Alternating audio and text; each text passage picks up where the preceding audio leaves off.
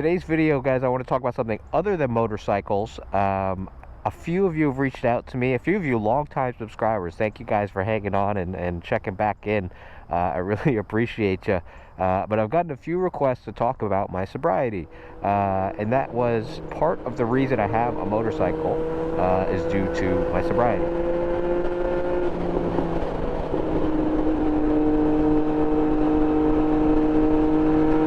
What's up, everybody? It's the Rice Rocketeer, and welcome back to another episode. Getting out a little bit early to enjoy this beautiful morning. It's nice and chilly for the first time. I can actually wear some gear comfortably and get out here and hopefully clear my head before the traffic gets too bad. To all of you who are joining for the first time, guys, welcome aboard.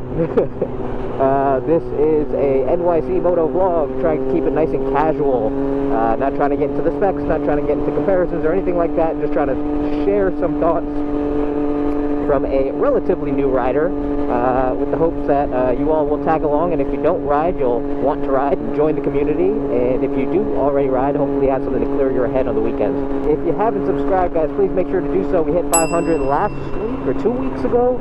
I think we're at like 550, which is great, guys. I really appreciate everybody who clicks that subscribe button and follows me on my journey. Today's video it's going to be a little non-motorcycle related, but before we jump into that, I wanted to give you a quick update on the bike, as well as the exhaust that I just put on. If you haven't caught my other videos, I just threw on a Racefit Growler. I have the 2024 Triumph Street Triple RS. And I wanted to get an exhaust. I've never had an exhaust on a bike before, so I bit the bullet and I bought the Growler. I had to do the full system because it's not really a full system. It's like Triumph headers that they sell in a kit with their mid-pipe slash slip-on, I think, unless I'm wrong. Somebody correct me, but as far as I understand, that's what it is. First exhaust, first time having something that makes anything other than the stock exhaust sound on a bike that I own, and it's absolutely fantastic, guys. You can actually hear it in the videos, which is phenomenal. I can feel it in my chest. It's great. I love every minute of it. It's taking some time to get used to the volume because I'm just not used to making this much noise, which is great. Oh, here we go.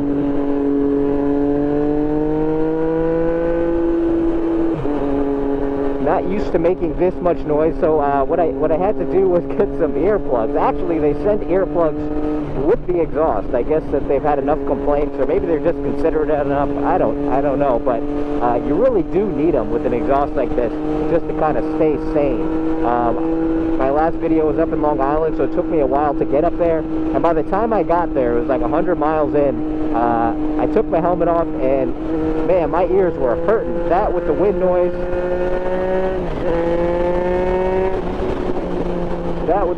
was just too much, and my head really hurt. It was ringing. I had to take about 35 minutes just to get recalibrated, but thank God I brought the earplugs, throw them in, and it's not a problem. Again, if you haven't had an exhaust, the great thing about an aftermarket exhaust is that you really feel connected with the bike, which is a wonderful experience. I feel so much more in tune with my ride, so I highly suggest it. It does make you, if you care about other people, it does make you ride differently.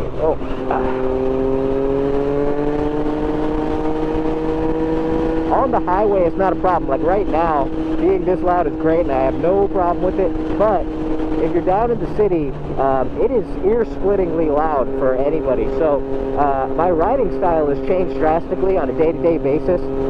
Whereas I used to be in first and second gear in the city, you can't or shouldn't really do that when you're down in the city because you'll be screaming. Even at like 5,000, 4,000 RPM, the bike is really loud.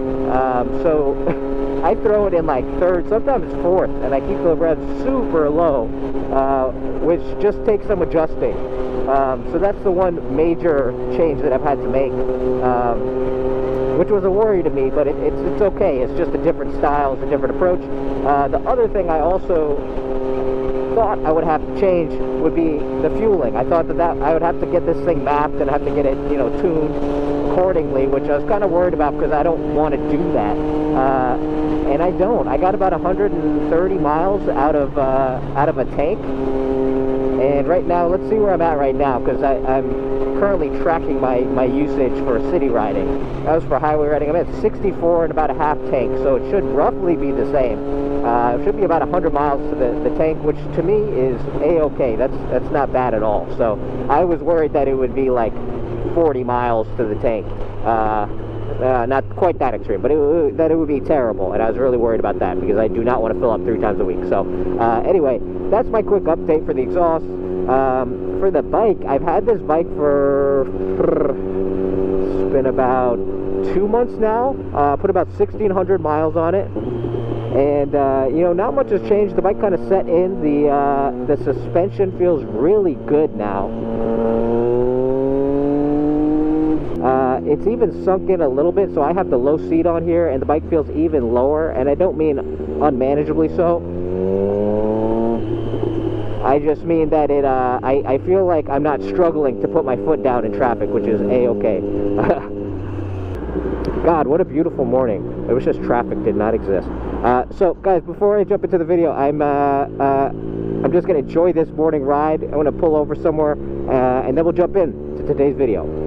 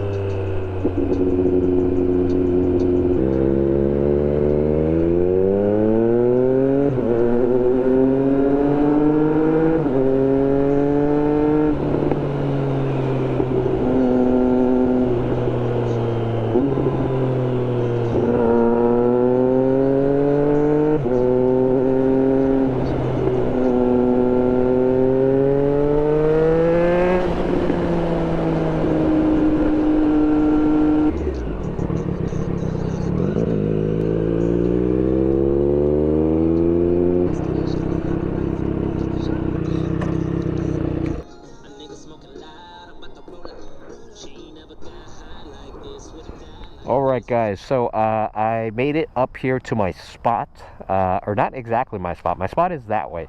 My spot is a parking lot of a school, and I completely forgot that school comes back in session around now. So school is in session. It's really weird if I just roll up and start talking in the middle of a what looks like a middle school.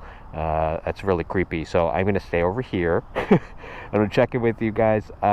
Yeah, so I just got up here, and I wanted to start today's video. It's going to be kind of not motorcycle related. It's slightly motorcycle related in kind of a back-end way, but I got a few requests from some of you longtime subscribers about my, to talk about my sobriety, to do a check-in, so to speak, because I had a video way back talking about why I got into motorcycling, which is drinking and my sobriety.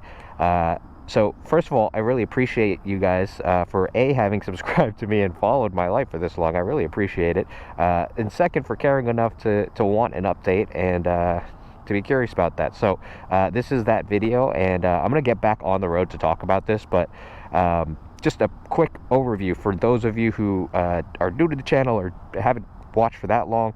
I got into motorcycling primarily as a reward for not drinking. I had previously had a Vespa. I bought a Vespa, and I rode it like 4 times in a year mostly because I was too drunk to do it. So I would like I actually got in a pretty shitty situation. I was like in the middle of the city, went out for some drinks on my Vespa, and then got on the Vespa, rode a block, and was like, I can't drive this thing. So I had to park it, leave it, and then come back another day, which defeats the whole purpose of having a fun motor vehicle. At the time it was a scooter. So that made me really sad because I couldn't enjoy the thing that I was like so excited to have. And that was kind of the beginning of me trying to get my life together. So now I'm 5 bikes in, and I've been sober for 2 years and roughly 4 months. And now I'm here. I got an amazing bike. I have amazing mornings, amazing weekends, and it's all worked out for the better. But I want to check in about the actual journey itself, and hopefully some of this will help people out there who are trying to get sober or are in the process of getting sober. Highly suggest it. So let's get back on the road, and I'll fill you guys in on the story. All right.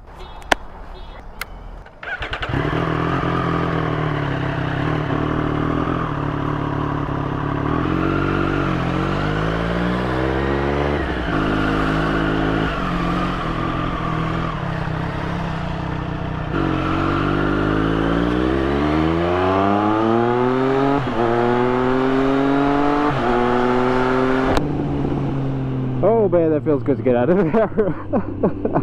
Gotta find a new spot now. God, that was so nice. Oh. Alright, so like I was saying, I'm about 2 years and 4 months into my sobriety. Year 2 was actually a little difficult. Year 1 is okay because you're kind of in this stage where everything's exciting because you're rediscovering life or rediscovering yourself. If you get past the first, for me it was like 5-6 months before I could feel normal and like I wasn't really missing out on something. Once you get past that point, you're kind of like, you're like a kid again.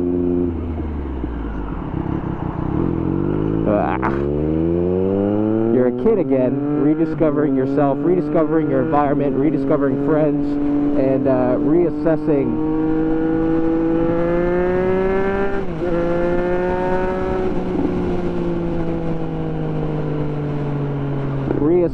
your relationship with people and things and everything around you. So that part's exciting. Then you hit year 2 and you're kind of like, you're not bored, but you're just like, all right, now I have this newfound, kind of connection with the world. What do I do with it? So the big question for me has been, what do I do with my life? Like career-wise and just like, well, really career-wise, that's the main one, is like, what am I going to do that makes me happy? I've worked in restaurants for 15 years. I just recently made the decision to get out of restaurants. It was kind of like by any means necessary, so I just quit a very good job. Like I had kind of my dream job. I was the GM of a restaurant, and to be honest, being a GM is actually quite easy, at least to the restaurant that I was at. It was an established restaurant that didn't really need much. It just needed me to be there, make sure the wheels don't fall off, maintain accounts, talk to regulars, and do the scheduling, payroll, etc. Stuff that I had done before, so it was really just an easy gig, and everybody called me kind of crazy because it's like I worked so hard to get to that point just to decide that I don't want to do that anymore. So that was a big hurdle, was getting over, getting past the point of like, everybody says I should be doing this. The past 15 years of my life been leading to this, so what's wrong with it? Just stay cool, calm, and collected, enjoy the moment. And it wasn't me anymore. And so that battle for me was really tough. And I had a few hiccups throughout the journey where I kind of wavered. I had my triggers where I wanted to get back and have a drink after work, go have a drink to think about things, reflect, but just go for a ride.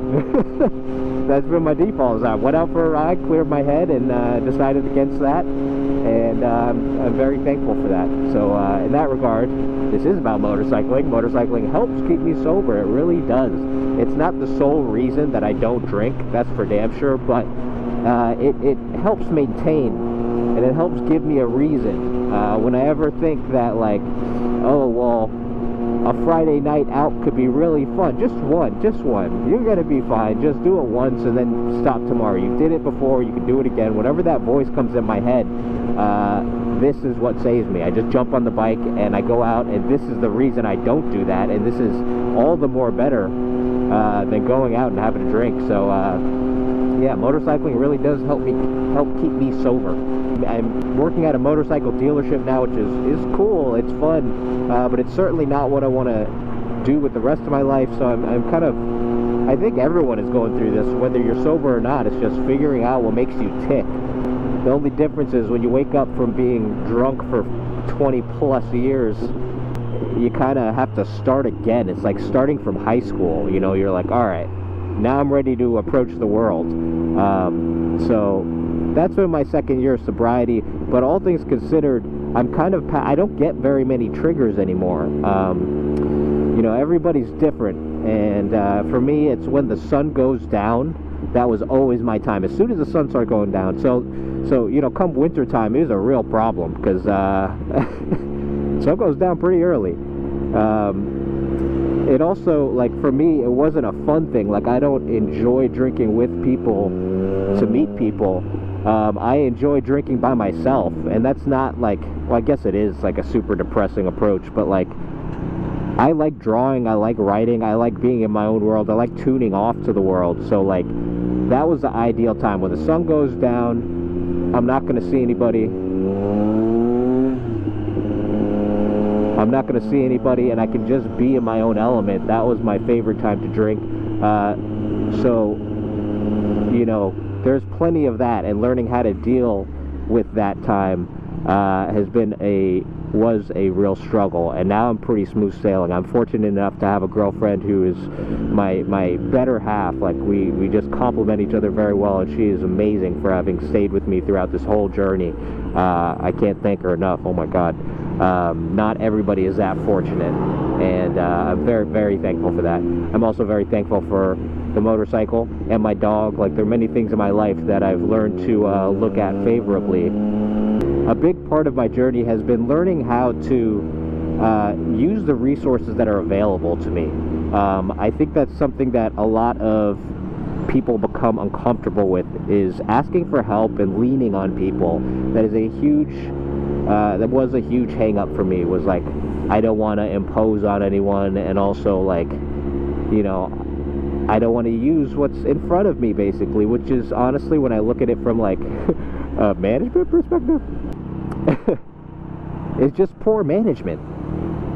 You know, it's like if I was working in a restaurant and I didn't pull on the servers to take the tables, I took all the tables myself, and then I didn't use the bartender to make the drinks, I would be really exhausted, like anybody would. You can't do all those things, you know. And it's that way in life too, you know. It's like, you know, if you don't pull on the people who are there for you, or the resources in general, whatever the case may be, if you don't use those resources, you will be exhausted. And if you're exhausted, you're in a much worse state to try to deal with something that's as addictive and as taxing, as alluring as drinking. Because drinking is the easy way out. It's the way to soothe yourself when you're exhausted, when you're hurting. So don't put yourself in a position where you will be hurting, which is what I was doing for many years. I never once reached out to a friend for 15 years for help, for a serious conversation about, I have a problem, I need some help, I don't know what to do. I never did that. So in my second year of sobriety, I really leaned into that, and it felt great. It makes you realize how fortunate you are to have whatever it is, connections, however many, however little. Those connections become so much stronger because those people, you know, care deeply for you. If they didn't, they would just walk away. So if they don't walk away, those are people you want to shell out for. Those are people you want to invest your time and your love in. That's something I learned throughout my journey. My life has gotten exponentially better since having stopped drinking. My perspective has changed. Everything has changed. I'm also a much more tolerable person to be around. Yeah. And you know what? I think it helps because I'm at the age of, like, my friends aren't going out every night. It's not like I'm missing a ton. Everyone is at home reading, preparing for the next day of work, doing whatever they got to do. So it's like, you know, the other times I tried to stop drinking, I was much younger. So all I heard about was the night I missed and the things that went down and things that I wanted to do. So that, in that regard, it makes it a lot easier. The age and the setting and my surroundings.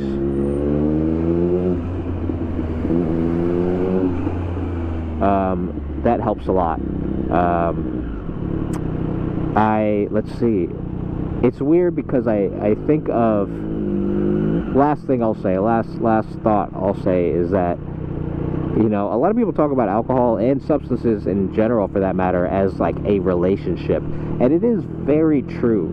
The more I've thought about it, the more I've reflected. I actually wrote a little piece about this. I haven't published it anywhere, it's just me. But, you know,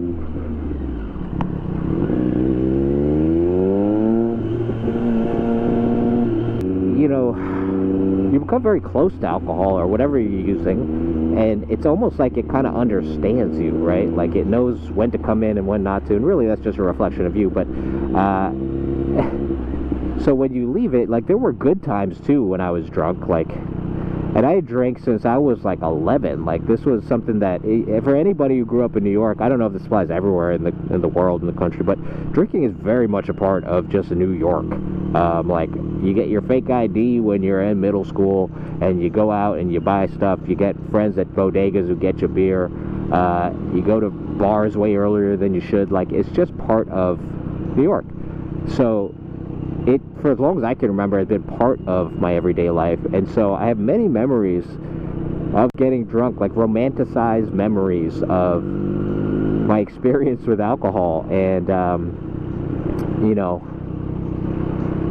it's kind of hard to say goodbye, because, like, you remember a time at which it helped you and it was good. And I think I am a firm believer that, like, alcohol isn't always bad. I think it's geared towards being bad just because it's such an addictive substance. But it, you know, I originally drank for a reason. Like, I had a reason for drinking, and it checked that box in the moment. So it really did help me through certain times in my life.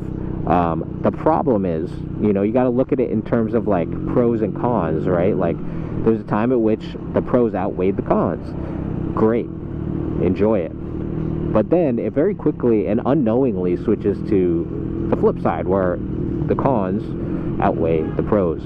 And that happens really quick, and it happens without you noticing it. And that's exactly what happened. So it's like, it's kind of hard to condemn alcohol. I almost find myself, like, defending it. Like, I would defend a girlfriend that the family doesn't like. I'm like, well, no, it's not always that way. She's not always that way. You just caught her on a bad day. You know, it's, it's kind of ridiculous, but it's true. It's like, which I just find kind of funny. It's like a funny analogy. So anyway, yeah, I find that dynamic really funny. Alcohol being like a abusive partner / partner you're embarrassed of, or that you have to explain. Somebody that you're gonna have to leave at some point, and you know it, and you just gotta pull the plug, and you have feelings that never quite go away for it, but you just gotta say goodbye.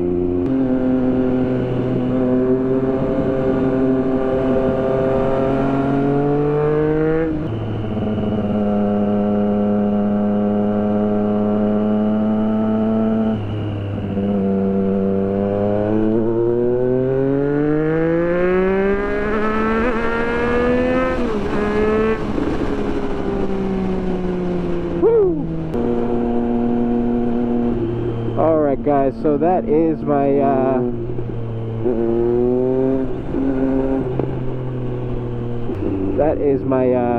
my video. That's all I got for today. Thank you all for tuning in, and thank you again to those who cared enough to ask for an update. I really appreciate it, and I realized I'm long overdue for an update on where I'm at in my sobriety journey, which is what this channel was half about when I started it. So I hope some of you found this useful. Again, this video is really meant for anybody who is struggling with addiction and or alcoholism and is thinking about making the jump but not quite sure how to do it or what to do it. Guys, there's no right way or right time. The only right thing is to stop. It is easier said than done, I know, believe me, I do. But I highly encourage you doing so. I think the world changes greatly when you do. Life only gets better. Mine certainly has. So again, I hope some of you guys have found this useful. That's all I got for today. Thanks for tuning in. If you have not subscribed, make sure to do so below. Click that subscribe button and click the like button if and only if you like this video. So thanks for tuning in, guys. I will catch you on the next one. I'm going to try to cut through some of this goddamn traffic. Peace.